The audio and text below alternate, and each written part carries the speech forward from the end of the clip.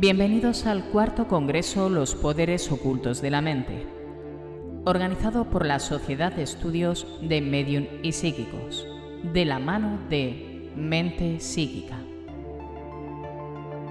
En este congreso nos acompañan profesionales del estudio de la mente humana: Manuel Berrocal, Manuel Drago, David Sentinella, Mercé González. Los Poderes Ocultos de la Mente es un programa diseñado para que te conozcas a ti mismo. Conozcas tus habilidades psíquicas, creatividad, inteligencia emocional, capacidades extrasensoriales. Formatea tu cerebro e introduce los nuevos códigos. Ahora, escucha mi voz. 1, 2, 3. Vive.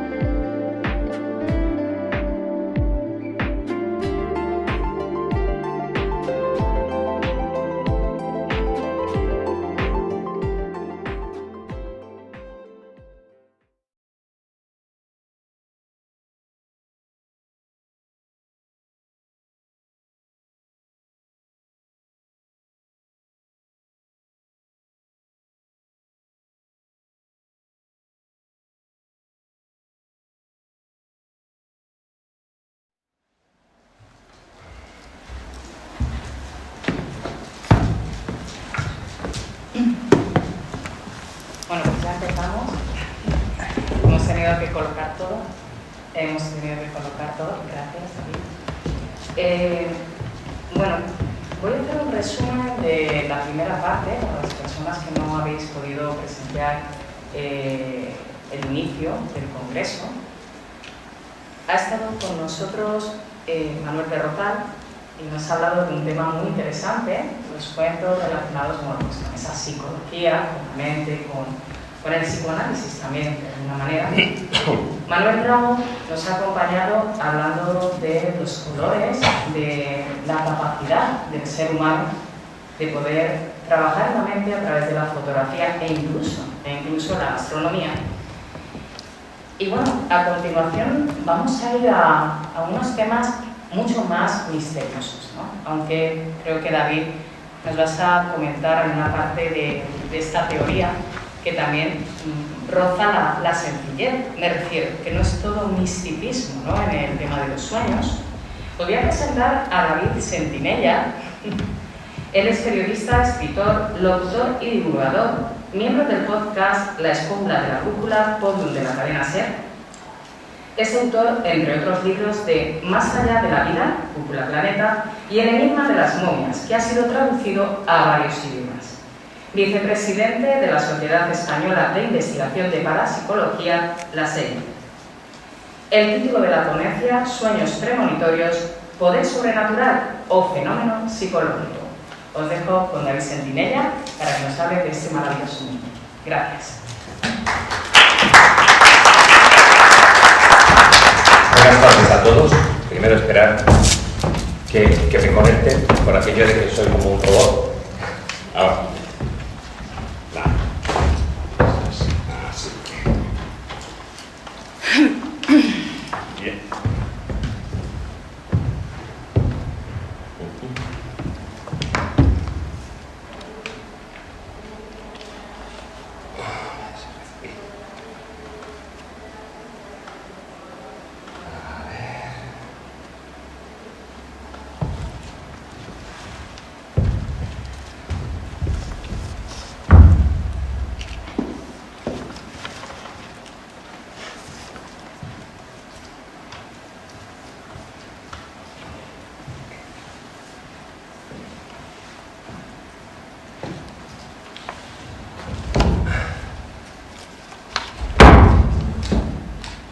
¿Se me oye bien, no? Sí, perfectamente. Vale, gracias. Bueno, repito, buenas tardes a todos. Primero, quiero agradecer a Merche y a Hugo la invitación para participar en esta cuarta edición del Congreso Los Poderes Ocultos de la Mente. Siempre es un placer estar aquí, por estas tierras, y ahora, si cabe, aún más, porque después de este año y medio que nos ha tocado vivir, que llevamos todos a cuestas, pues fijaros, es la primera conferencia que vuelvo a dar en vivo y en directo. Como se suele decir, estoy de Zoom hasta las narices. Por lo tanto, esto es casi un sueño, ¿no? Y precisamente de sueños os voy a hablar, porque los sueños son una parte muy importante del ser humano. De hecho, como todos ya sabréis, pasamos casi un tercio de nuestras vidas durmiendo y cuando lo hacemos, pues accedemos a ese otro mundo. Una realidad que está íntimamente relacionada con nuestro inconsciente, que posee un lenguaje propio, el de los símbolos, y en el que somos capaces de descifrar claves que no podemos entender ni interpretar en estado de vigilia, es decir, cuando estamos despiertos. Sabemos que nuestros sentimientos, nuestras emociones más profundas son las que aparecen en nuestros sueños en forma de esos símbolos a los que antes hacía mención, de esos arquetipos universales. Y aunque existen numerosos libros y manuales sobre cómo clasificarlos, cómo interpretarlos, pues ese análisis final de esas imágenes oníricas depende en gran medida de las circunstancias de quien los haya soñado realmente, ¿no? Y de su forma de concebir este mundo físico. A menudo los sueños, bueno, pues nos transportan a tiempos, a lugares remotos, o incluso también, como no, a lugares fantásticos, en los que nos encontramos, bueno, pues a personas, a objetos, muchos de ellos que nos son familiares, aunque normalmente, y todos lo sabéis, esas imágenes, esas personas incluso aparecen transformados. Y en esos sueños también podemos hacer cosas que nos resultarían imposibles de realizar en un estado de vigilia, ¿no? Tales como, por ejemplo, volar. A veces incluso tenemos la sensación de que de repente poseemos un conocimiento profundo, como si fuera una revelación de algo que daría por completo sentido a nuestras vidas, ¿no? A toda nuestra existencia. Pero, desgraciadamente, al despertar, y eso a todos nos ha pasado y nos ha dado en muchas ocasiones mucha rabia, al menos a mí, o bien esa visión desaparece, o bien se vuelve totalmente confusa, es decir, es incoherente, y luego, después, cuando estamos despiertos, no le encontramos ningún sentido realmente a ese sueño. También en ocasiones, durante el sueño, nos sentimos horrorizados, como si fuera una pesadilla. Y hay unos que son especialmente complicados. Por ejemplo, cuando no nos podemos mover. Ojo, en ese momento no somos capaces de realizar ninguna acción, estamos paralizados como si fuera ante un peligro, ¿no? Un peligro que fuera inminente. Y digo durante el sueño porque no me estoy refiriendo a lo que es otro tipo de fenómeno, que es la parálisis del sueño, que es un trastorno diferente en el que la persona presenta una incapacidad de efectuar cualquier movimiento nada más despertarse, es decir, como si la mente despertara, pero el cuerpo siguiera dormido. Pues estos sueños y otros, muchos que consideramos como ese mundo de las pesadillas, esos sueños que denominamos pesadillas, son causados por influencias psicológicas complejas que provienen básicamente de nuestro pasado, que habitan como guardados ahí en un cajón en nuestro inconsciente y que cuando despertamos en lo que es nuestra vida cotidiana pueden traducirse en lo que todos conocemos como miedos, traumas o fobias. Pero existe también otra clase de sueños. Unos sueños sorprendentes, inquietantes, que parecen predecir acontecimientos futuros, que desafían incluso esa dimensión espacio-temporal y cuya base posiblemente esté conectada a las mismas antiguas creencias en las que tenían esos pueblos de tradición, en esas culturas antiguas, en las que, de la misma manera como surgió la adivinación. Es decir, me estoy refiriendo, como no, a los sueños premonitorios de los que vamos a hablar. Estos sueños no están envueltos en un simbolismo difícil de interpretar, ya que, a diferencia de los que hasta ahora hemos estado comentando, no hacen referencia a experiencias pasadas. Se trata de mensajes que conectan con nuestro inconsciente y que nos advierten de peligros, nos advierten de cosas que claves que pueden ser importantes en nuestra vida, incluso trascendentales en nuestra existencia. Sin duda alguna, todos vivimos sueños que reflejan determinados aspectos del futuro. Pero a pesar de esto, la mayoría de ellos se nos pasan desapercibidos, es decir, debido principalmente a dos factores. Primero, a nuestra escasa memoria onírica y, en segundo lugar, a la poca importancia que le damos a lo que, bueno, pues con un poco de suerte llegamos a recordar una vez que nos despertamos. Desde la antigüedad se pensaba que los sueños eran manifestaciones divinas, en las que los dioses permanecían en contacto continuo con las personas que les adoraban y creían que a través de ellos se podía predecir esos sucesos del futuro de los que estamos hablando, ¿no? Inventando, bueno, pues métodos más o menos complicados para llegar a esa interpretación. Y así surge una palabra que es la oniromancia, que es ese arte por medio de los sueños que se pretende predecir o adivinar el porvenir, el futuro, y la oniromancia surge desde el momento en el que el ser humano toma conciencia de los sueños, toma conciencia de que eso, cuanto menos, significa algo e intenta encontrar ese significado.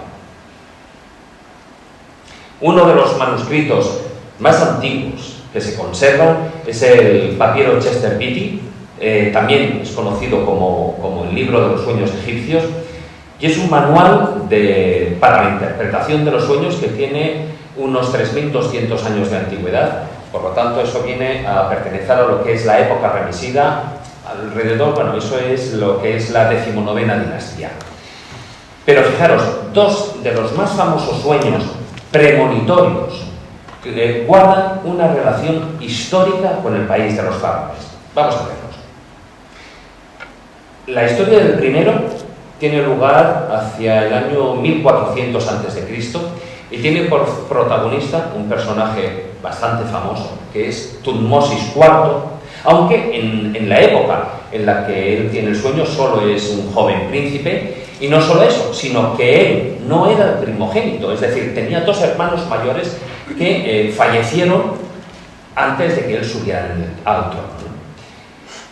Bueno, pues el relato que cuenta es que un día él está cansado de una cacería y el joven príncipe se sienta a lo que es a la sombra de la esfinge y como ves, igual que en la fotografía, ¿no? Pues la esfinge estaba casi todo el cuerpo cubierto por la arena del desierto.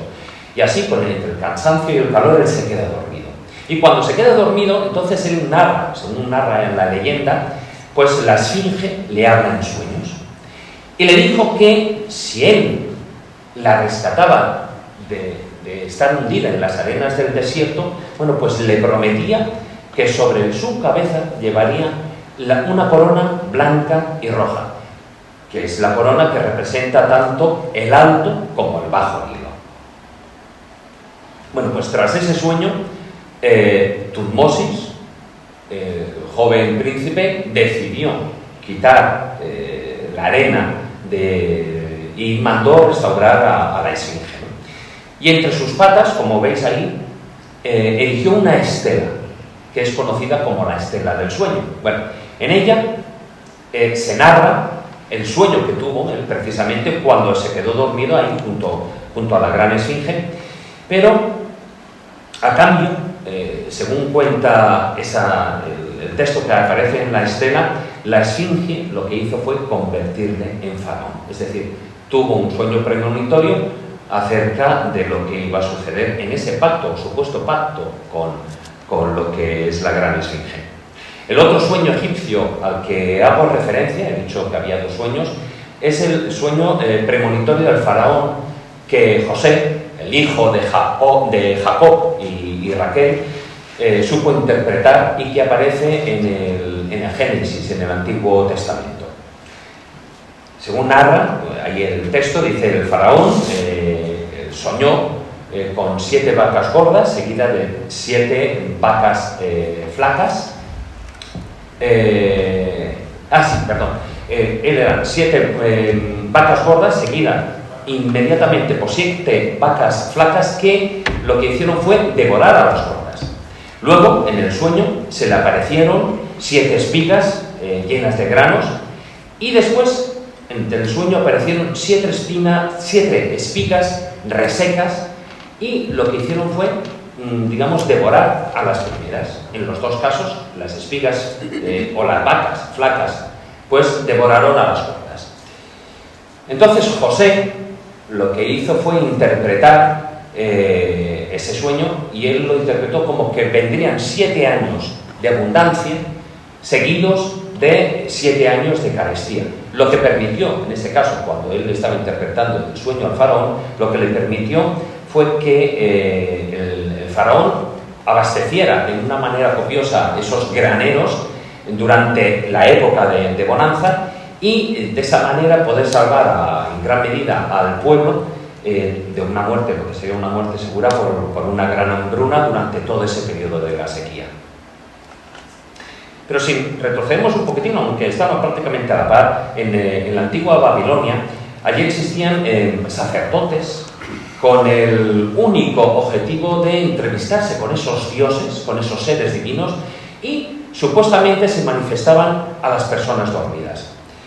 Hay un sueño premonitorio relacionado con Babilonia que encontramos también en el Antiguo Testamento, en el libro de Daniel, y es que en el que este profeta explica el episodio en el que el rey Nabucodonosor tuvo un sueño en el que aparecía una gigante estatua. Esta estatua tenía la cabeza de oro, el pecho y los brazos de plata, el vientre y las caderas eran de bronce y las piernas de hierro, y luego los pies eran de hierro y barro sin mezclar. Bueno, pues entonces vio como una piedra caía rodando hacia la escultura, chocando contra los pies, y lo que hizo fue fragmentar el barro, lo que hizo desmoronarse y romperse todo el gigante. La explicación que da en el Antiguo Testamento el profeta Daniel es que la estatua representaba ni más ni menos que el imperio, ese imperio cuyo conjunto de reinos en ese momento con el tiempo se iba a ir desmembrando hasta esa total destrucción. Y por cierto, fijaros, de ahí viene la famosa expresión un gigante o un ídolo con pies de barro. Si os fijáis, bueno, hasta ahora he estado hablando de premoniciones, de catástrofes, bueno, de profecías, y la diferencia entre premoniciones y profecías, fijaros, entre ambas, está en que cuando se habla de las profecías, entramos en el terreno religioso, y por lo tanto, la creencia es que se trata de un sobrenatural que proviene de Dios. Esa es la única diferencia entre una cosa y la otra. Pero bueno, dejando a un lado las tres grandes religiones del libro, en la India o en China, lo que es el Oriente, los sueños servían a menudo como medio de diagnóstico, claro, si es algo curioso, para predecir las enfermedades. En estas tradiciones orientales, los sueños son, que podría ser a grandes rasgos, etapas de una metamorfosis. Según Lao Tse, que es un filósofo clave en la creación del taoísmo, él decía que un pensamiento causa un sueño. Por eso los pensamientos del día se reflejan en los sueños y son el resumen de cómo está el cuerpo y cómo está el espíritu de cada persona. De estas escuelas, precisamente de estas escuelas milenarias, se han derivado un montón de otras creencias, sectas, religiones, y todas ellas, en definitiva, le han dado una importancia vital a lo que son los sueños. En el caso del budismo, en sus diferentes vertientes, budismo tibetano, etc., por ejemplo, ellos consideran que poco antes de despertar, uno puede soñar con ese futuro inmediato. Pero, justo en el momento en el que despiertas, puedes soñar con lo que es el futuro un poquitín más lejano. Entonces, de esta manera, bajo el punto de vista de lo que es el budismo, nuestra conciencia, llamémosle una conciencia almacén, que es decir, es donde guardamos todas esas impresiones, esas experiencias y recuerdos a lo largo de nuestra vida, nos trata de llevar en el mundo de los sueños un mensaje para que cuando estemos despiertos, en el estado de vigilia, pues lo podamos incorporar. Si nos vamos a la antigua Grecia, allí aparecieron los oráculos, los famosos oráculos, ¿no?, con el fin de investigar e interpretar el significado de los sueños. Pero fijaros, el asunto para ellos era tan importante que incluso había personas que no realizaban ninguna otra acción de trabajo. Sin antes, es decir, no se atrevían a hacer ningún tipo de negocio, no entraban en guerra, etcétera, etcétera, sin antes consultar lo que eran los que vivían en los oráculos, o a esas sibilas de los diferentes oráculos que podía haber en Grecia, como por ejemplo el oráculo de Delfos, cuyas respuestas eran consideradas, bueno, incuestionables y muy importantes. Como digo, no hacían nada sin antes consultar a las sibilas.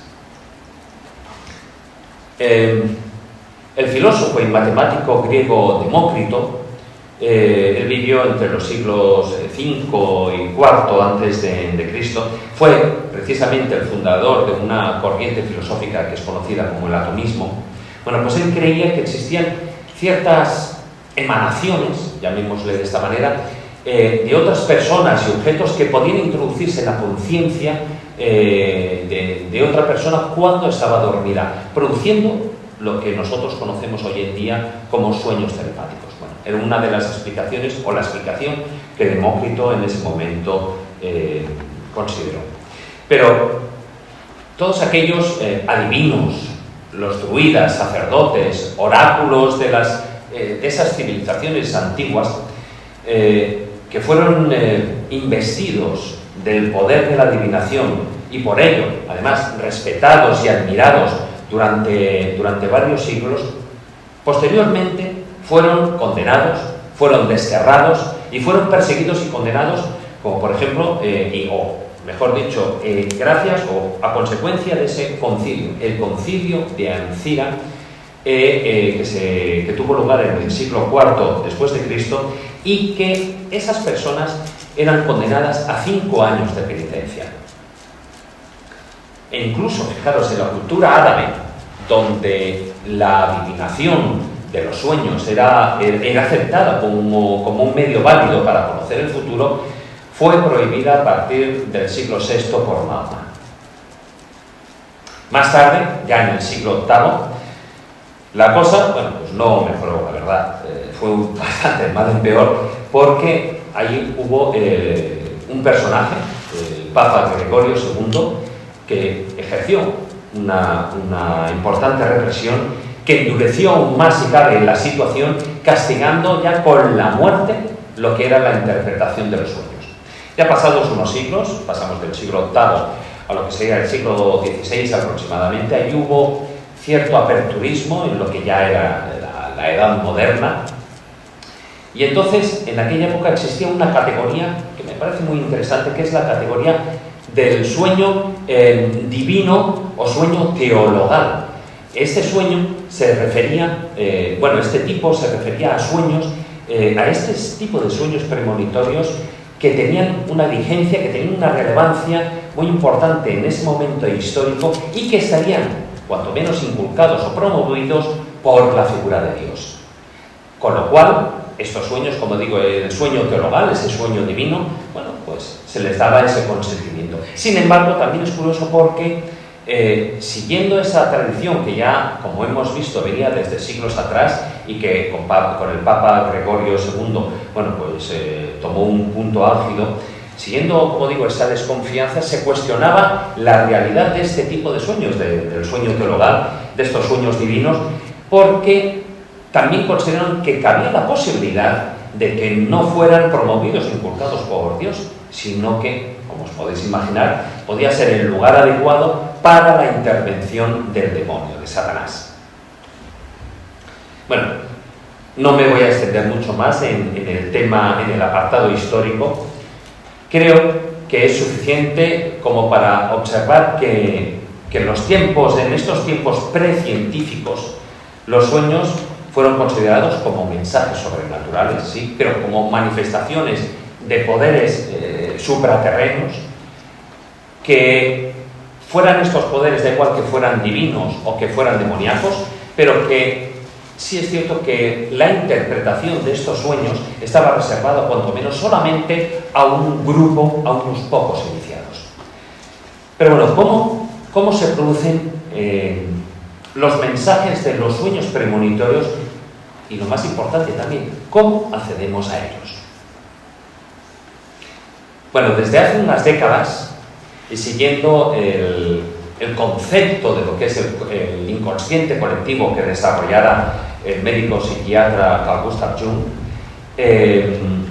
Hay grandes investigadores en el terreno de los sueños que plantean la hipótesis de la existencia de un campo de información al que a veces accedemos, un campo de información que está ahí, por decirlo de una manera, al que a veces, como digo, accedemos cuando tenemos este tipo de sueños proféticos. Algo, de hecho, que la tradición esotérica ya venía apuntando desde tiempo atrás y que lo conocemos como el archivo o los archivos acásicos.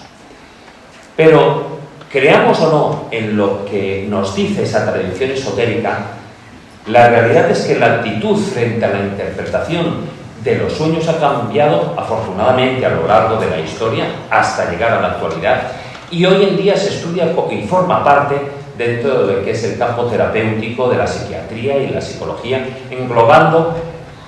podemos englobarlo en un término que se llaman sueños anómalos. Hoy en día se considera que el sueño es una conversación con nosotros mismos, en la que el inconsciente se enfrenta a los problemas, a necesidades de nuestra vida, a cuestiones que nos atañen directamente. ¿Y cómo lo hace? Bueno, pues para ello lo que hace es utilizar el lenguaje simbólico. Es decir, es un lenguaje que hoy en día nos es fácil de reconocer porque es un lenguaje muy cinematográfico, que a diferencia del que aprendemos conscientemente, nosotros aprendemos un lenguaje más instintivo. Pero en el caso de los sueños tenemos, como digo, ese aspecto que todos conoceréis, que es como un aspecto más cinematográfico. El lenguaje de los sueños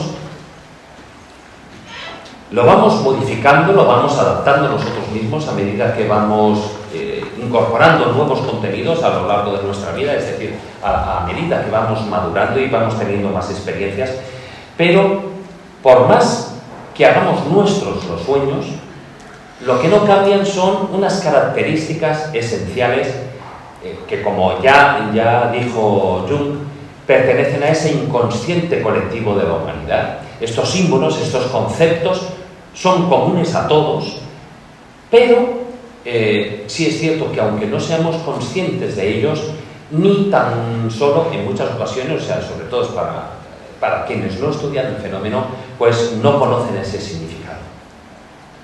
Jung lo que hace es, llega a la conclusión de que existen dos grandes categorías de símbolos, los pertenecientes al inconsciente personal, que es el elaborado por el propio individuo a través de lo que son de nuestra vida, ¿no? Y luego el que pertenece al inconsciente colectivo de la humanidad, que son esos modelos básicos de la mente, esos arquetipos heredados que se repiten, que se transmiten generación tras generación y que se perpetúan a lo largo de la especie humana, pues a través de nuestras vivencias, de manifestaciones culturales y especialmente, y eso también lo comentaba Manuel por la mañana, ¿no?, a través de esos ritos, mitos y creencias ancestrales que son importantísimos para la evolución y para la humanidad. Cada uno de estos arquetipos a los que Jung hacía referencia tiene una estructura básica determinada en la que gran parte, como antes mencionado también, se apoyan esas artes adivinatorias. Es muy parecido, ¿no?, tanto desde la antigüedad hasta nuestros días, pero aquí nos tenemos que hacer una pregunta: ¿significa que podemos establecer siempre un mismo significado, una misma interpretación a cada arquetipo que nos permita decodificar un sueño? Es decir, por ejemplo, si sonamos en una cosa, ¿siempre va a significar lo mismo en un objeto? Para muchos especialistas no existe una única interpretación de un sueño. En El hombre y sus símbolos, Carl Gustav Jung, él escribía que la clave de los sueños y sus interpretaciones ya hechas, mecánicas, no tienen ningún valor. Los sueños son fenómenos totalmente individuales y su simbolismo no puede ser catalogado. Ninguna imagen simbólica puede tener un significado único, universal y sistemáticamente establecido. Es decir, pongamos un ejemplo. Si un ejemplo, por ejemplo, lo que es el vuelo de un águila. La aproximación simbólica que aparece, por ejemplo, en muchos diccionarios, en muchas guías de interpretación de sueños, allí pone que es ese vuelo de un águila es como el inicio del deseo de dominación. Vale. En el psicoanálisis se inclina más a pensar o a entenderlo como la necesidad de afirmar o de reafirmar una reafirmación de la potencia sexual. Pero, fijaros, ya hay una diferencia, pero si nos vamos a los indios del Amazonas, ellos consideran que el águila es un animal de poder y por lo tanto lo que está representando es el poder del soñador. Por lo tanto, cualquiera de estas interpretaciones sería posiblemente errónea si lo que hiciéramos fue intentar situarla fuera del contexto de la historia de cada persona o de cada individuo. Entonces, es decir, y esto, que voy a decir, es fundamental, creo que ha quedado suficientemente claro, la interpretación de un sueño no deja de ser una hipótesis expresada a partir de lo que es una metáfora, que es el sueño, y solo tiene sentido para uno mismo. Por lo tanto, las guías de símbolos solo deben servirnos de una manera aproximada y nunca debemos tomar esa interpretación con un sentido literal. Sin embargo, fijaros, hay ocasiones, en especial dentro del ámbito de los sueños premonitorios, que ya vamos a entrar de goce y de ocio, al que nos estamos refiriendo durante el tema, ¿no? Es que en el mensaje del sueño que se produce en los sueños premonitorios, lejos de cualquier parte simbólica, son extremadamente realistas. Veamos una de las experiencias que es bastante famosa, en este caso de Mark Twain.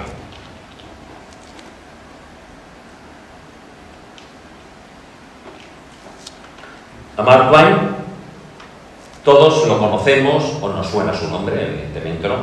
Aunque él, antes de convertirse en el personaje, en el escritor famoso que es, con obras como Las aventuras de Tom Sawyer, El príncipe y el mendigo, también hay un yankee en la corte del rey Arturo, ¿no? Entre otras, bueno, pues cuando aún a él se le conocía por otro nombre, porque Mark Twain es un sobrenombre, ¿no? Él se llamaba Sam Clemens, era un joven que él trabajaba de aprendiz de piloto en el Pensilvania. El Pensilvania era un barco de vapor que recorría el río Mississippi y del cual muchas de esas vivencias luego traspasó a esas novelas, ¿no? Bueno, pues él tenía un hermano pequeño que se llamaba Henry. Henry trabajaba como administrativo en el mismo barco y Sam, es decir, Mark Twain, ¿no? Lo que hizo fue visitar a su hermana, que estaba un poquitín arriba, en San Luis, y entonces, mientras él estaba en dicha ciudad, ahí en San Luis, él tuvo un sueño muy vivido. Entonces, él vio en ese sueño un ataúd metálico apoyado entre dos sillas, y dentro de él vio a su hermana, y encima del pecho él tenía como un ramillete de flores blancas, con una rosa roja en medio. Bueno, pues unos días más tarde, él, cuando ya había visitado a su hermana y regresa al barco, Sam tuvo una discusión con el piloto del barco. La discusión acabó bastante mal, con lo cual a él lo trasladaron a otro barco, que era el Lasse. Ese barco se llamaba así. Y su hermano su hermano pequeño se quedó a bordo del Pensilvania. Y este barco, el Pensilvania, remontaba el río 2 días antes de que lo hiciera el Lasse. Bueno, pues cuando Mark Twain, Sam, ¿no? Pues llegó a la ciudad, a la localidad de Greenville, en Mississippi, él supo que el Pensilvania, le había llegado la noticia de que el Pensilvania había explotado frente a lo que es la localidad de Memphis y habían fallecido 150 personas.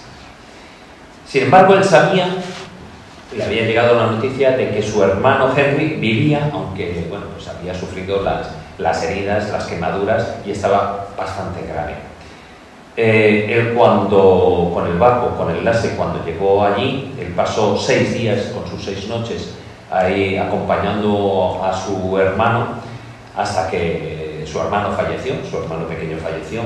Y entonces él, cuando falleció, entre el llanto y el agotamiento de esos días de estar ahí, se quedó dormido al lado de su hermano difunto, ¿no?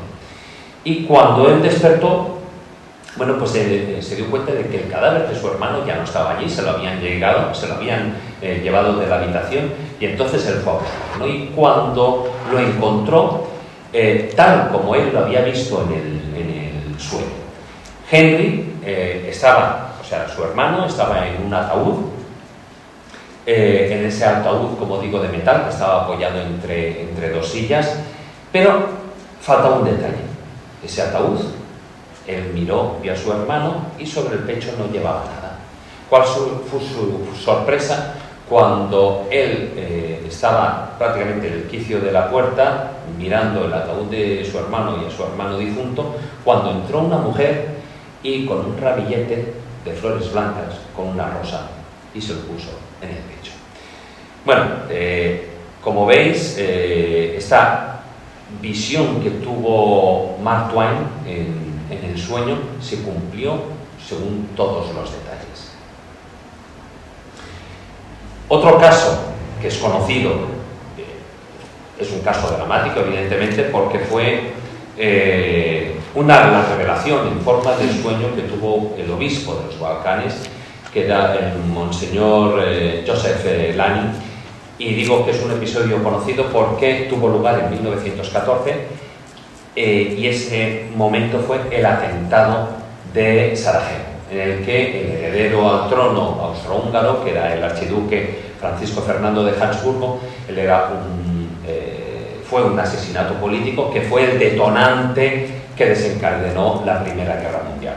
Bueno, pues en la pesadilla que lo asaltó esa noche, la noche del 27 de junio de 1914, pues Monseñor vio en su escritorio, sobre el escritorio de su despacho, vio una carta que llevaba el escudo de armas del heredero, ¿no?, al trono, y estaba cruzado con un ribete de color negro. Al abrir la carta, él fue como que vio una escena, y en esa escena terrible es que el archiduque, junto a su mujer, junto a su esposa, ellos estaban sentados dentro de un automóvil, y cuando, de una manera inesperada, pues un par de hombres armados lo que hicieron, se les acercaron y dispararon lo que es casi a quemarropa. Bueno, pues el texto de la carta que el obispo leyó decía: Su Eminencia, querido doctor Delany, mi esposa y yo hemos sido víctimas de un crimen político en Sarajevo. Nos encomendamos a sus oraciones. Y estaba fechado, como podéis ver, en Sarajevo el 28 de junio de 1914 a las 4 de la tarde. Pues bien, al día siguiente, el obispo Delany recibió la noticia del asesinato de la pareja real a manos de un nacionalista serbo-bosnio, tal Princip, si no recuerdo mal. Y cómo no, hay otros casos históricos, ¿no?, que, aunque se trate de un caso archiconocido, no puedo obviar ese sueño premonitorio que tuvo Abraham Lincoln al hacer esta pequeña relación de casos políticos importantes que han ocurrido, y aunque sea de una manera breve que lo voy a hacer, ¿no? A pesar de lo que algunos creen, no se trata de una leyenda. Es decir, este sueño premonitorio está relatado en la biografía sobre el presidente que escribió este señor, Ward Hinn Lehman, que era el amigo personal y el principal guardaespaldas, que lo escribió 3 días antes de lo que supuso el magnicidio, el asesinato del presidente Lincoln. Él le relató un sueño que había tenido, un sueño muy extraño, y ese sueño lo había tenido una semana atrás. El sueño le tenía bastante nervioso y él, de una manera u otra, necesitaba contárselo a alguien que fuera de plena confianza. Y en el sueño Lincoln, él estaba durmiendo en su casa, bueno, no en su casa, perdón, en la cama, en la Casa Blanca, y se despertó por culpa de él escuchó unos llantos a lo lejos. Entonces, durante unos segundos, él no sabía qué hacer, si levantarse o no, pero bueno, en un momento en el que él decidió levantarse para ver qué estaba pasando. Y así que él fue avanzando por un pasillo, por un edificio, y entrando en cada uno de los salones que había en ese pasillo, y no encontraba a nadie. Pero él seguía escuchando el llanto hasta que llegó a lo que es conocido como el Salón Este. Entonces, él allí lo que vio fue un gran catafalco con un ataúd y con un cadáver dentro que tenía el rostro tapado, y estaba rodeado por varios soldados que estaban montando guardia y un grupo de, digamos, como plañideras, un grupo de personas llorando. Bueno, entonces Lincoln se acercó a uno de los soldados y le preguntó: ¿quién ha muerto aquí en la Casa Blanca? Y el soldado, tras una pausa, le contestó: el presidente ha sido asesinado.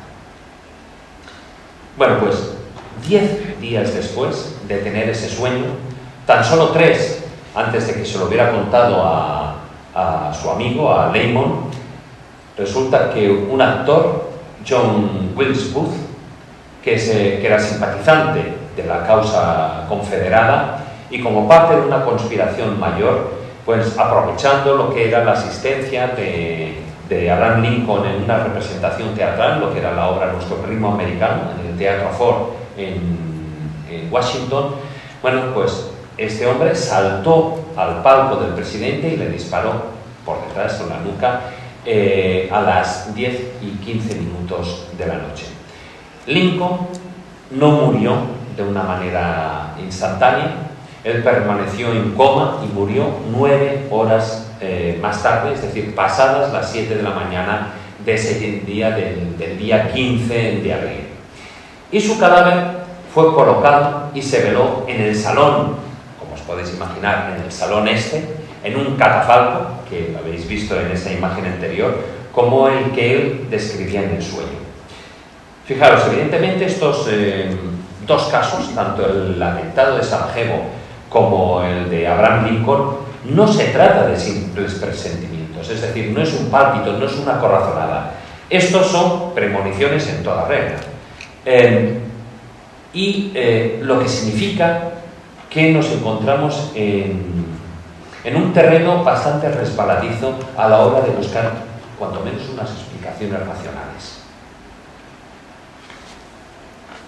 Las premoniciones no dejan de ser un misterio desde de principio a fin.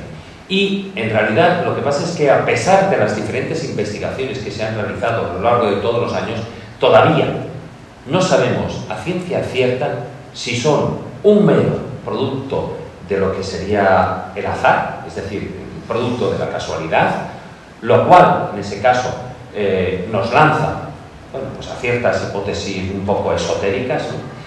O si se producen por lo que es la causalidad. Es decir, nuestra mente, por decirlo de alguna manera, posee cierta información o ciertos conocimientos y, en base a ellos, lo que hace es proyectar una predicción de lo que pueda suceder. Bueno, sea en una o en otra opción, ¿no? En ambas opciones. Además, podría haber una tercera alternativa que surge de una manera, por decir una manera, de lo que es el esfuerzo que hace la ciencia por tratar de explicar lo que llamamos ese pálpito, ese presentimiento. Y esta tercera opción es lo que lo relaciona con el inconsciente, o más bien con el lugar donde está la conciencia. Vamos a ver. Pero bueno, a ver, ¿puede la ciencia a día de hoy hallar alguna explicación? Bien, hemos estado esbozando algunas cosas. Algunos científicos lo que plantean es que es una hipótesis, y es que Mientras que en el mundo consciente, lo que es en el estado de vigilia, en el que ahora nos hallamos, espero que no os hayáis dormido, ¿no? ¿Estáis dormidos? Vale. Pues en este estado de vigilia, el tiempo es lineal, es decir, se produce en una línea temporal. He empezado la conferencia hace un rato, ahora estoy aquí, luego iré a cenar, es decir, todo va correlativamente en una misma línea temporal, lo que sería, y eso es producto, por decirlo de una manera, de nuestra dimensión. Pero ¿qué ocurre cuando el futuro se puede presentar de otra manera? Es decir, no sigue esta línea temporal. Esta hipótesis vendría a dar explicación a los diferentes casos de sueños de precognición o sueños premonitorios. Y además, fijaros, coincide con la teoría de un ingeniero aeronáutico irlandés que se llamaba John William Dunn, que tenía unos sueños recurrentes que parecían producir esos sueños futuros, esos sucesos futuros. Él en 1927, Dunn planteó esta teoría que estamos hablando y recopiló los sueños que él tuvo en un libro que es un experimento en el tiempo, en el que, a modo de ejemplo, uno de los sueños que él tuvo lo expone en este libro y ocurrió en el año 1913. Bien. Él dice en el libro: la escena era un terraplén con una vía de ferrocarril. Supe entonces que el lugar se encontraba al norte del puente de Ford, en Escocia. Al pie del terraplén había una senda por la que la gente paseaba en pequeños grupos. La escena se repitió algunas veces, pero en la última vi que un tren que iba en dirección norte había caído por el terraplén. Vi varios vagones cayendo y bloques de piedra rodando. El suceso tendría lugar a mediados de abril de la próxima primavera. Bien, pues el 14 de abril de 1914, el tren correo que era conocido como el escocés volador, se salió de las vías, rodó por el terraplén y apenas unos kilómetros al norte de lo que es el puente Ford, cayó sobre un campo de golf que había allí desde 6 metros de altura. Como he dicho en este libro, un experimento con el tiempo, este es un ensayo sobre lo que es la precognición y la experiencia humana de lo que es ese tiempo, ¿no? Porque la teoría de Dunn, elaborada a partir de todos estos años de experimentación y de investigación con lo que es los estados precognitivos inducidos o también lo que son los sueños premonitorios, para él el tiempo es eternamente presente, es decir, no sigue esa línea temporal. Es decir, pasado, presente y futuro estarían sucediendo a la vez, al unísono, de alguna manera. Entonces, la conciencia humana, sin embargo, lo que pasa es que nosotros, cuando estamos en un estado despiertos, pues lo experimentamos de forma lineal. Pero ¿qué ocurriría si en sueños lo experimentáramos todo a la vez? Otro gran escritor que todos conocéis, Charles Dickens, tuvo un sueño premonitorio, aunque afortunadamente para él y sus circunstancias, bueno, pues fue de mucha menor trascendencia al caso que hemos hablado de Dunn o de Mark Twain. Y él lo contó de su puño en letra y lo escribió y decía: soñé que veía una dama con chal rojo de espaldas a mí. Cuando se volvió, advertí que no la conocía y dijo: soy Miss Napier. Mientras me vestía a la mañana siguiente pensé: qué cosa más absurda tener un sueño tan preciso acerca de nada. ¿Y por qué Miss Napier? Bueno, pues jamás había sabido de ninguna Miss Napier. Aquel mismo viernes por la noche estuve leyendo en la sala y después entraron Miss Boyle con su hermano y una dama del chal rojo, que me presentaron como Miss Napier. Bueno, dentro de los sueños premonitorios podríamos establecer también otro tipo de sueños que pueden convertirse en una auténtica fuente de inspiración para lo que son la solución de algunos enigmas, de algunos problemas científicos. Y se trata de unos sueños que se llaman los sueños heurísticos. Estos sueños, es decir, son sueños que proporcionan la solución a un problema teórico o que ayudan en un descubrimiento.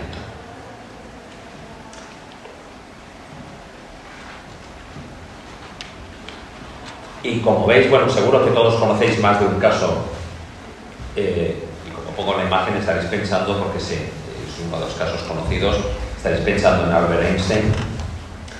Él, bueno, se sabe, es conocido que él confesó a su amigo, el poeta francés Paul Valéry, que lo que es la fórmula que revolucionaría más tarde la ciencia y con la que posteriormente desarrolló la teoría de la relatividad, la soñó durmiendo una siesta precisamente en el campo. Pero no solo él, también hay otro caso, el físico Niels Bohr, el científico que descubrió el modelo del átomo y con quien, por cierto, bueno, pues Einstein tuvo bastantes debates científicos. Pero antes de que ocurriera eso, cuando él era joven, era un estudiante, una noche tuvo un sueño en el que era transportado a un sol de gas encendido, como él lo describía, desde donde él desde ahí veía la Tierra, y a su alrededor giraban una serie de planetas que estaban atados a ese sol por una especie de filamentos, ¿no? Y a veces ese gas, él decía en el sueño, que se convertía en lugar de ser gas, pasaba a ser a un estado sólido, y que los planetas giraban en torno del Sol a una gran velocidad. Bien, pues al despertarse, Niels Bohr, lo que él se dio cuenta en ese momento de que estaba investigando una cosa y que había descubierto, había a través de ese sueño hallado lo que es el modelo del átomo. Es decir, en aquellos momentos se estaba estudiando el fenómeno, pero todavía no se sabía, no se había identificado. Entonces, su trabajo de investigación, el trabajo que hizo este físico, le valió en su momento el Premio Nobel de Física en el año 1922. También es conocido el sueño de un químico, el alemán August Kekulé, en la mediados del siglo XIX. Bueno, pues se conocía lo que es la fórmula de eso que vemos ahí, que es la fórmula molecular del benceno, pero no se sabía cómo se disponían los átomos dentro de lo que es la estructura química. Bueno, pues cuando August se encontraba estudiando esa estructura, él tuvo un sueño en el que vio que los átomos bailaban alrededor, ante lo que él veía en el sueño, ¿no? Bailaban como unas largas hileras, ¿no? Y se movían como si fueran una serpiente. Y de pronto él vio en ese sueño como aquella serpiente lo que hacía era morderse la cola. Bien, eso es creando, como veis ahí en la imagen, ¿no? Ese famoso símbolo que en la alquimia se conoce como el Ouroboros, ¿no?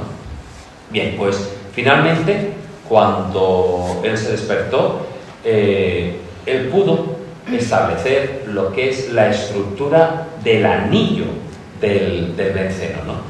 Pero bueno, este es uno de los casos, hemos hablado de 3, pero también la historia nos ha legado algunos casos que han supuesto un vuelco social, un vuelco total a la sociedad, ya no solo por la premonición en sí, sino por el alcance tan devastador que tuvo y que fueron verdaderas tragedias.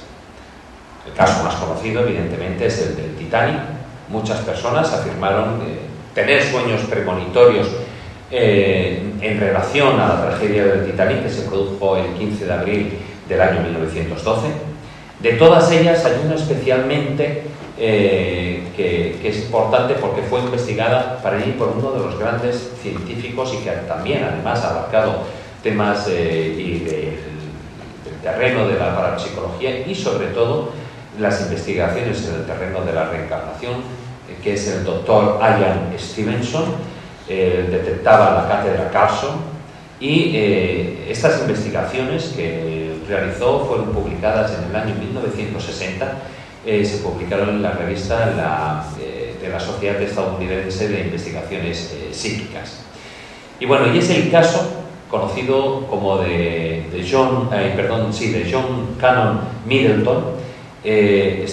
Cannon Middleton era un hombre de negocios londinense que soñó 2 noches consecutivas con lo que fue el hundimiento del Titanic, y que y él vio no solo el hundimiento, sino que vio a sus pasajeros aterrados nadando alrededor de lo que era el barco, el transatlántico, digamos, que se estaba hundiendo.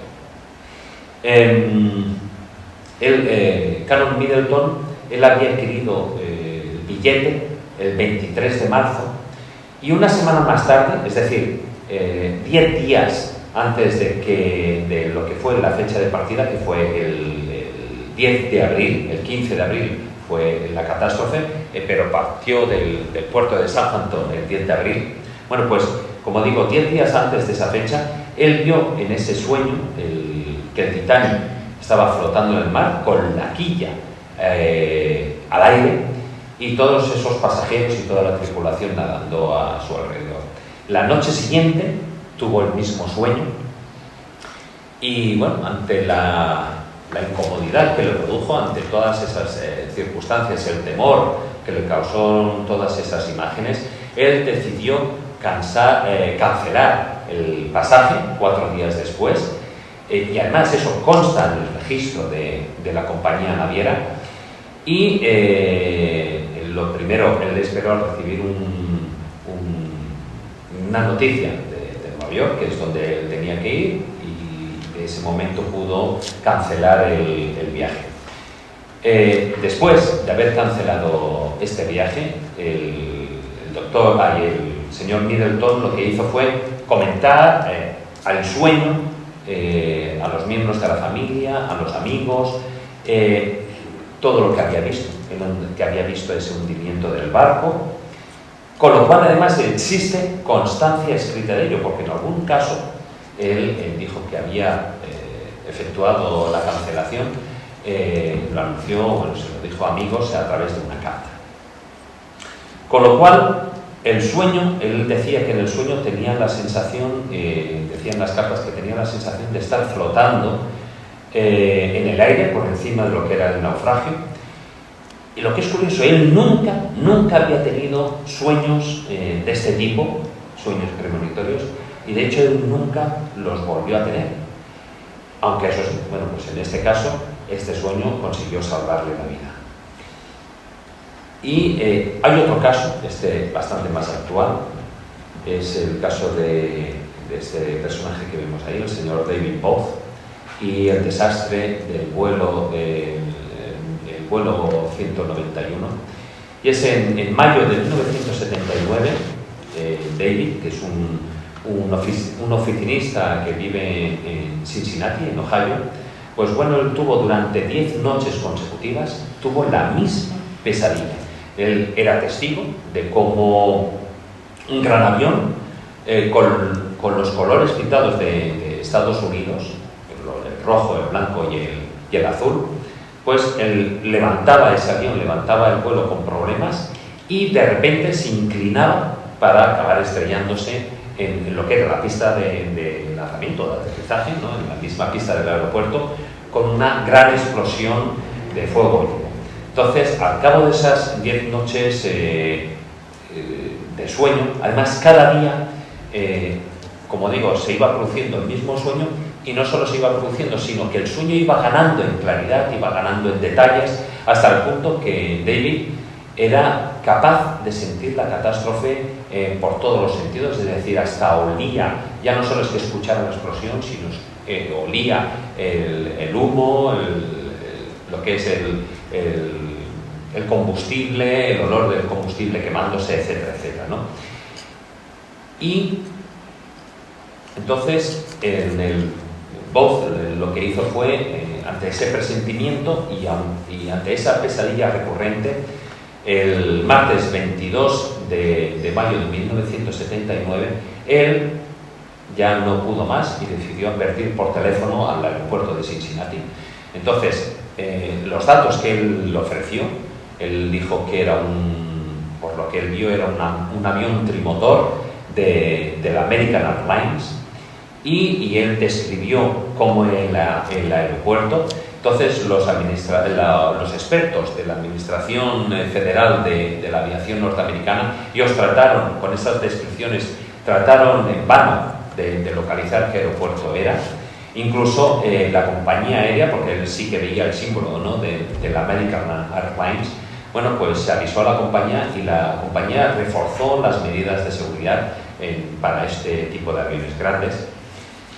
Pero, desgraciadamente, la noche del viernes del 26 de mayo de 1979, un DC-10, que era un avión trimotor de la American Airlines, se estrellaba al despegar en el Aeropuerto Internacional O'Hare de Chicago.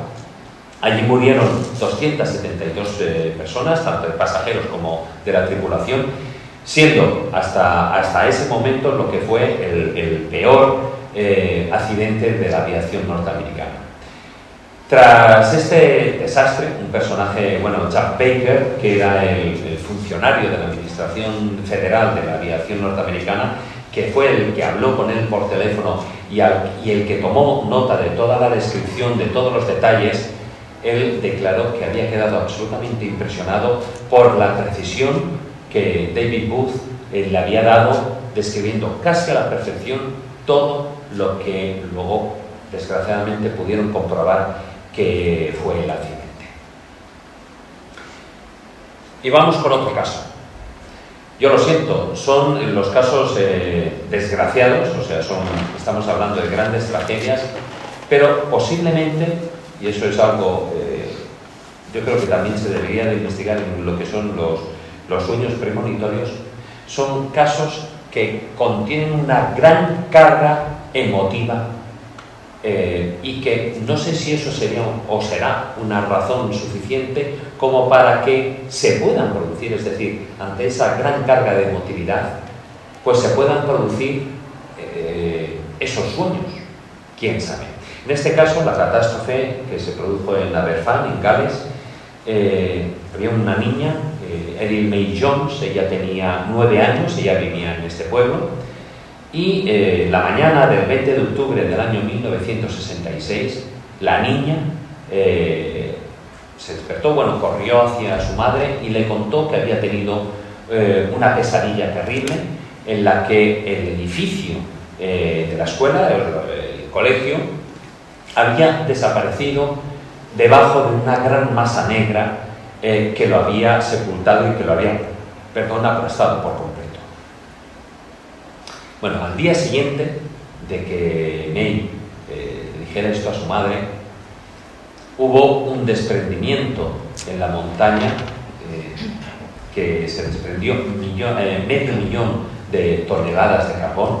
Se utilizaron, porque Aberfan es un pueblo minero, entonces en una parte de arriba, en una de las minas, hubo un corrimiento y se empezó a desprender, como digo, medio millón de toneladas de carbón, y se desplazó, como veis en la imagen, empezó a bajar y arrasó parte de lo que es el pueblo minero. El balance fueron 140 víctimas mortales, entre ellas estaba la joven Erin, con todos los compañeros de la escuela que, como ella soñó, había quedado absolutamente sepultada por el carbón. Muchas personas afirmaron haber tenido sueños premonitorios sin pensar que eso se iba a producir realmente. Sin embargo, es curioso porque hubo un psiquiatra londinense, John Barker, que él pudo decidió realizar una investigación sobre el tema, una investigación en profundidad, y él halló más de medio centenar de de estos sueños premonitorios que parecían auténticos, porque además, o sea, había pruebas o estaban escritos, ¿no? Y hay un detalle curioso. Las premoniciones habían ido en aumento a medida que se acercaba la fecha fatídica, y curiosamente en ese estudio estadístico que hizo el psiquiatra y en esa recogida de datos, el psiquiatra John Baker, lo que se dio cuenta que el pico de sueños premonitorios alcanzó, o sea, el máximo pico se alcanzó la noche, la víspera, la misma que cuando la niña tuvo el sueño. Bueno, lo que es curioso es que a partir del trabajo de este psiquiatra se creó una agencia, la Agencia Británica de Premoniciones, con el objetivo de una manera u otra, anticipar pues cualquier tipo de catástrofes similares que pueden producirse y de esta manera poder salvar vidas. Y es que, fijaros, os he estado hablando de datos estadísticos, y es que la estadística nos ayuda a tener una mayor perspectiva de lo que son, de la importancia que tienen los datos, y se ha convertido a día de hoy, desde hace un tiempo por supuesto, en una herramienta muy importante para los investigadores de diferentes campos y para muestra un botón, ¿no? Por ejemplo, en el año 2002, el doctor Fukuda, que es un investigador de la Universidad de Fukushima en Japón, él llevó a cabo un estudio en el que encuestó a estudiantes y llegó a la conclusión de que el 40% de ellos había tenido sueños premonitorios al menos una vez en su vida. Y vamos con otro estudio, que a mí además me parece muy revelador. Este estudio se hizo en el año 2009, en el que dos psicólogos, uno de la Universidad de Carnegie Mellon y el otro de la Universidad de Harvard, pues llevaron a cabo un experimento para tratar de demostrar lo atractivos que resultan para nuestra mente lo que son los sueños premonitorios. Entonces ellos solicitaron a personas que pasaban diariamente por lo que es la estación del tren de Boston y les preguntaban les decían que se imaginaran que ellos tenían una reserva para un vuelo, pero que el día antes de realizar ese viaje ocurría uno de estos 4 acontecimientos que hay ahí. Entonces, uno, que el gobierno de Estados Unidos emitía un comunicado de advertencia sobre un posible ataque terrorista. Otra opción era que ellos pensaban que habría un ataque terrorista. Una tercera opción, que un avión había tenido un accidente en la misma ruta aérea que iban a viajar. Y una cuarta, que ellos soñaban con que tenían un accidente aéreo. Pues bien, tras los individuos que ellos iban preguntando en la estación de Boston, tras imaginarse cada una de esas situaciones, ellos les decían, los investigadores les preguntaban, les decían que emitieran una puntuación sobre las diferentes probabilidades para que ellos cancelaran el vuelo, es decir, que puntuaran cada una de ellas. Y fijaros, por asombroso que parezca, el hecho es que el apartado de tener un sueño premonitorio fue con mucho la que recibió la mayor puntuación, o todas las puntuaciones más altas eran en ese caso, ¿no? En el caso de que si ellos soñaban que tenían un sueño, un accidente aéreo. Y fijaros que a mí me parece increíble y muy revelador el que eso tuviera unas puntuaciones más altas y provocara mayor nerviosismo a las personas que, por ejemplo, la advertencia de un ataque terrorista o incluso el hecho de que un avión en una ruta el día antes, haciendo la misma ruta, pues hubiera tenido un accidente. En fin, no me voy a extender más. Termino con este toque de humor. Seguro que muchos de los ejemplos, o algunos de los ejemplos que os hemos ido viendo de estos casos, pues a pesar de haber sido una pequeña selección de una larga lista, pues bueno, cuando menos son suficientemente interesantes como para invitaros a reflexionar sobre lo que es el fenómeno de los sueños premonitorios. Para quienes no lo sepáis, ahí veis, bueno, dos casos. El que veis a la derecha es el caso conocido, ahí veis un dibujo que hizo Ibáñez en el año 1992 y que veis el avión estrellado en las dos torres gemelas. Pero hay otro caso que es la trama de la gripe U. Y este caso es curioso porque empieza, fijaros, él lo escribió ese cómic en el 2009 y empieza, y la trama cuenta que empieza una extraña epidemia en lo que es una epidemia de gripe que lo que hace es azota todo lo que es la central de la tía. Todos sabéis, habéis leído, yo creo, alguno de estos cómics, ¿no? Y entonces lo que hace es mandar a los dos célebres personajes a investigar qué sucede. Bueno, y ahí comienza lo bueno, porque se trata, van descubriendo, Mortadelo y Filemón van descubriendo que se trata de un virus de origen en China, que causa estragos en Italia y en España, que obliga a llevar mascarillas y fomenta el uso de respiradores. Cuanto menos, yo no sé si sería un sueño, pero qué casualidades o qué causalidades tiene la vida, ¿no? Y bueno, a pesar de que me gustaría, para finalizar, hacer una pequeña reflexión, y es que a pesar de que no sabemos realmente cómo funcionan exactamente estos sueños premonitorios y de que la ciencia no ha encontrado hasta la fecha pues una explicación plausible para lo que es la realidad del fenómeno, lo que sí que parece ser es que durante los sueños somos capaces de trascender a esos otros planos donde captamos información de acontecimientos que van a tener lugar en el futuro, o cuanto menos que el futuro marca una concepción lineal del espacio-tiempo. Bueno, quizás, tal vez, algún día, gracias a un sueño, pues podamos descubrir lo que es la solución de estos sueños premonitorios y la solución a este tema. Muchas gracias.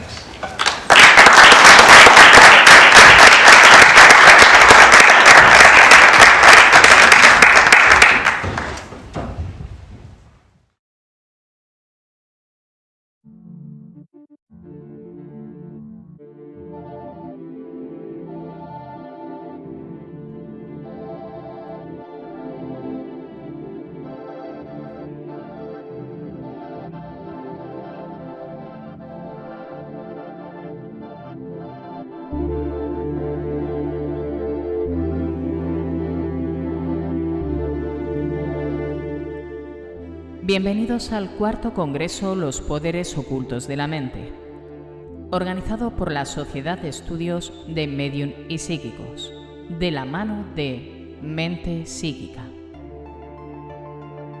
En este congreso nos acompañan profesionales del estudio de la mente humana: Manuel Berrocal, Manuel Drago, David Sentinella, Mercé González. Los Poderes Ocultos de la Mente es un programa diseñado para que te conozcas a ti mismo.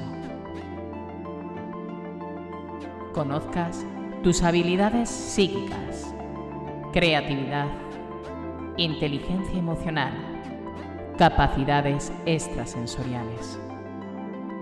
Formatea tu cerebro e introduce los nuevos códigos. Ahora, escucha mi voz. 1, 2, 3. Vive.